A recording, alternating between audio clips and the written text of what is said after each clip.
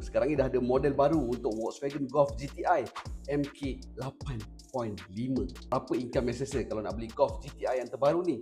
Jom kita breakdown. Model baru harga bermula RM256,000. Deposit kalau 10% RM25,600.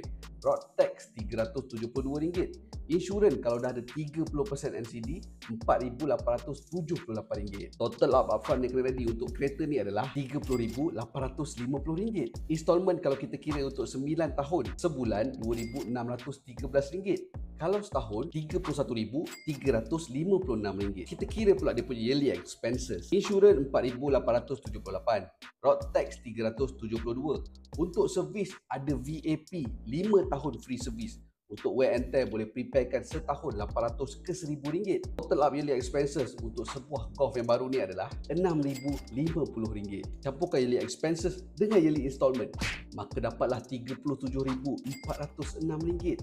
Bahagikan pula dengan 12 bulan. Jadi sebulan kena prepare RM3,117. Berapa income yang selesa? Katalah nak gunakan 30% sahaja daripada income. Sebulan income minimum kena ada RM10,390. Kalau nak gunakan 20% sahaja daripada income, sebulan income kena ada RM15,585. Korang boleh consider tak untuk model ni? Ataupun nak tunggu MK9 nanti?